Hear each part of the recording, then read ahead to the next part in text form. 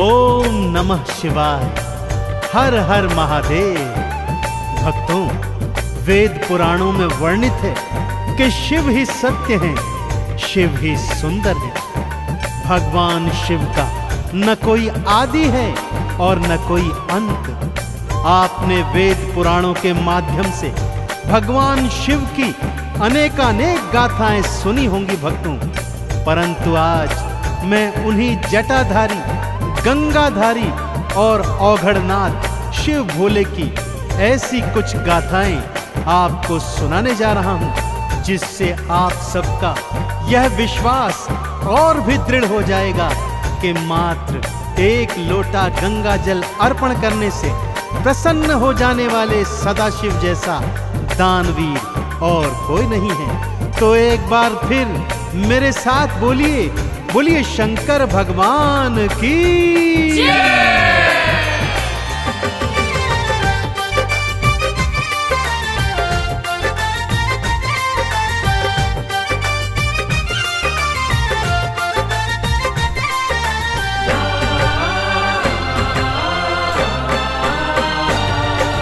आओ तुम्हें मैं कथा सुनाऊं,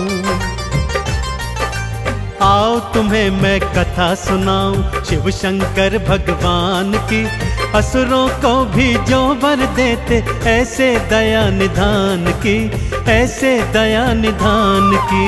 आओ तुम्हें मैं कथा सुनाऊं शिव शंकर भगवान की। असुरों को भी जो वर देते ऐसे दया निधान की, ऐसे दया निधान की। आओ तुम्हें मैं कथा सुनाऊं।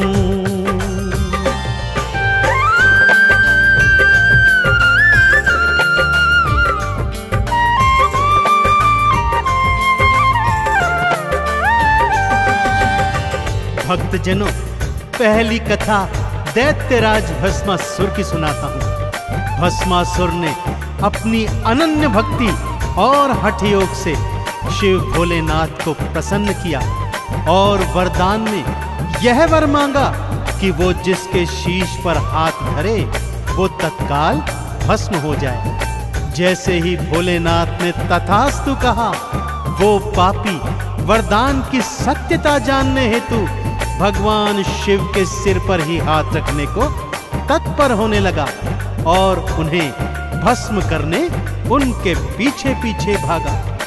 तीनों लोकों के आराध्य भगवान भोलेनाथ आज स्वयं अपने प्राणों की रक्षा हेतु आगे आगे भाग रहे हैं और पीछे पीछे दैत्य भाग रहा है। आगे क्या हुआ, आइए सुनते हैं।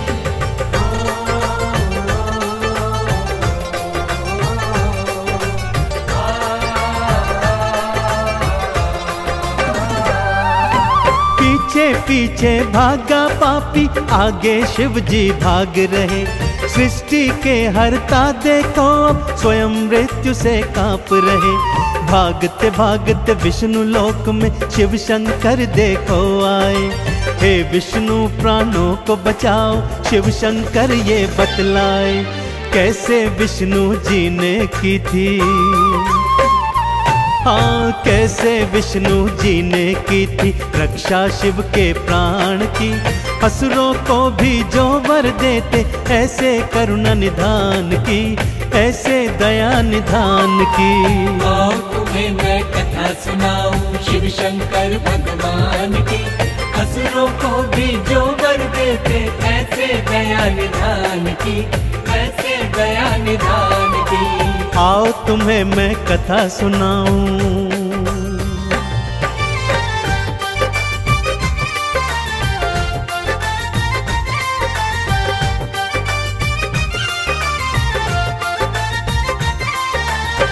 शिव शंकर के आवाहन पर श्री हरि ने योग निद्रा को त्यागा और तत्काल प्रभाव से मोहिनी का रूप धारण किया और असुर के सन्मुख पहुंच गए। काम आंध होकर ज्यों ही असुर मोहिनी की ओर लपका तो मोहिनी बने विष्णु जी ने कहा कि पहले तुम्हें मेरे साथ साथ नृत्य करना होगा। जैसे जैसे मैं नाचती जाऊं तुम भी वैसे वैसे मेरे साथ नाचते जाना। और मोहवश मोहिनी की ताल पर असुर ता थैया कर नाचने लगा। जैसे जैसे मोहिनी नाचती, भस्मासुर अनुसरण करता जाता। और जैसे ही मोहिनी ने नाचते नाचते अपने स्वयं के सिर पर हाथ धरा, राक्षस ने भी ऐसा ही कर दिया और भगवान शिव के वरदान स्वरूप वो तत्काल भस्म हो गया। इस तरह मोहिनी रूप में श्री हरि विष्णु ने शिव शंकर के प्राणों की रक्षा करी।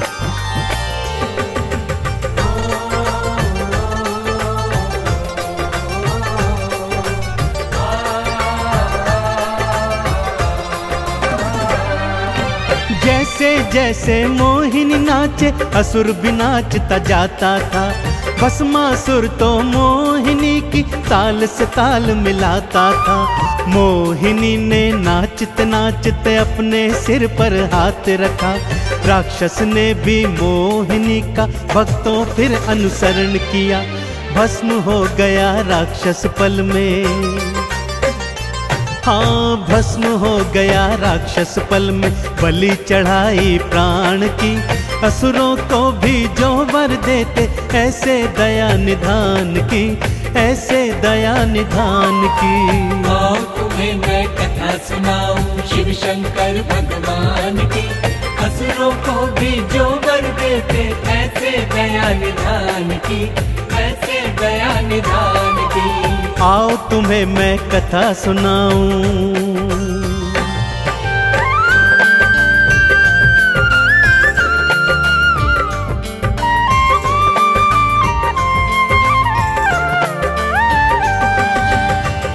दूसरी कथा का प्रसंग इस प्रकार से है भक्तों। एक बार मां पार्वती भोलेनाथ से शिकायत करते हुए कहती हैं कि लक्ष्मी और ब्रह्माणी तो स्वर्ण के बने महलों में रहती हैं और मैं इस कैलाश पर्वत पर, मुझे भी एक अच्छा सा सोने का बना हुआ महल चाहिए। भोलेनाथ ने बहुत समझाया, परंतु मां गौरा नहीं मानी भक्तों। गौरा की हट के आगे विवश भोलेनाथ ने विश्वकर्मा को आदेश दिया कि वो ऐसी एक स्वर्ण की नगरी बनाए जिसका तोड़ तीनों लोकों में ना हो। भगवान शिव के आदेश की देरी थी कि विश्वकर्मा ने स्वर्ण की ऐसी ही नगरी निर्मित कर दी। मां पार्वती ने जब उस नगरी को देखा तो अति प्रसन्न हो गईं।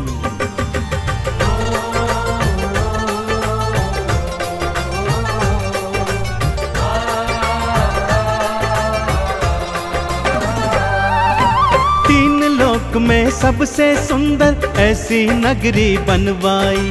नगरी देखी गौरा ने तो मन ही मन वो हर्षाई। गृह प्रवेश की खातिर कोई पंडित भोले बुलवाओ। यज्ञ हवन और पूजा अर्चन हे शिव शंकर करवाओ। सबने अनुशंसा की भक्तों,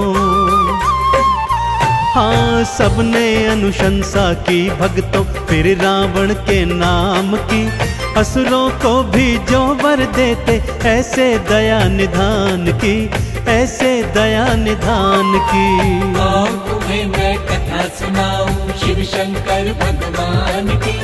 असुरों को भी जो वर देते, ऐसे दया निधान की, ऐसे दया निधान की। आओ तुम्हें मैं कथा सुनाऊं।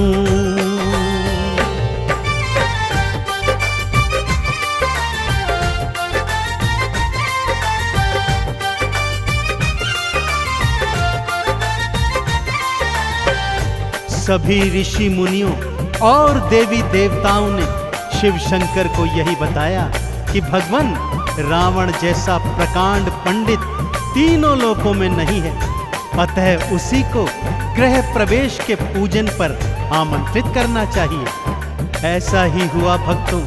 रावण को पूजन हेतु बुलवाया गया और रावण ने भी पूरे विधि विधान से गृह प्रवेश का पूजन अर्चन संपन्न करवाया। परंतु इतनी सुंदर स्वर्ण से बनी नगरी को देखकर उसके हृदय में लालच आ गया और उसने भोलेनाथ से यही स्वर्ण नगरी दक्षिणा स्वरूप मांग ली। दानियों के दानी देवादिदेव भोलेनाथ ने बिना सोचे विचारे उसे तथास्तु कहकर स्वर्ण से निर्मित नगरी उसके हाथों में सौंप दी। हाँ, वही स्वर्ण नगरी जो उन्होंने मां गौरा हेतु बनवाई थी। एक ही पल में रावण को दक्षिणा स्वरूप वो नगरी दान में दे दी।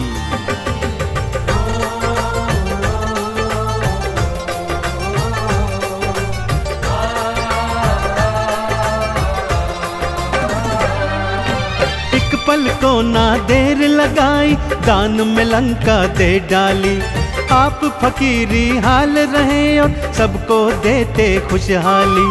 स्वर्ण की नगरी देखो रावण फिर अपने घर ले आया। पापी था पर शिव शंकर का भक्त परम वो कहलाया। वेद पुराण भी कहते गाथा,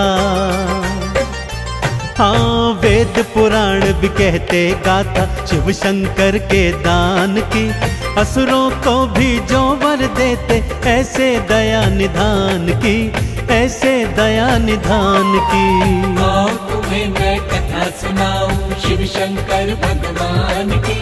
असुरों को भी जो वर देते ऐसे दया निधान की, ऐसे दया निधान की।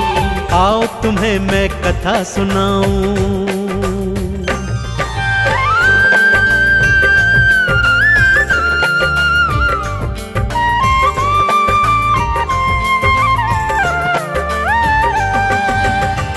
भक्तजनों, भोलेनाथ की लीलाओं और कथाओं से तो वेद पुराण पटे पड़े हैं। जैसे सागर मंथन के समय विषपान करना हो और ब्रह्मा जी को वेदों का ज्ञान तथा विष्णु जी को महालक्ष्मी प्रदान करना हो।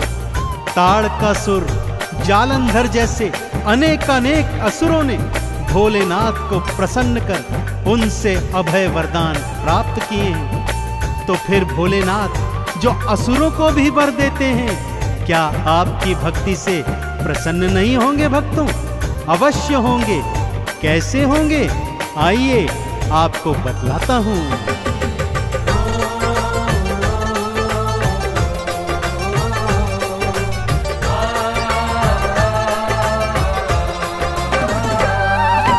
एक लोटा गंगा जल संग में दूध दही घी ले आना। चंदन तिलक लगा पिंडी पर बेल पत्र अर्पित करना। बस इतनी सी भक्ति पर शिव भोले खुश हैं हो जाते। भक्तों के भंडार वो भोले अपनी कृपा से भर जाते। व्यर्थ जन्म न गवाओ भक्तों, हाँ व्यर्थ जन्म न गवाओ भक्तों। आई घड़ी गुणगान की। असुरों को भी जो वर देते ऐसे दया निधान की, ऐसे दया निधान की। आओ तुम्हें मैं कथा सुनाऊं शिव शंकर भगवान की। असुरों को भी जो वर देते ऐसे दया निधान की, ऐसे दया निधान की। हाँ, आओ तुम्हें मैं कथा सुनाऊं।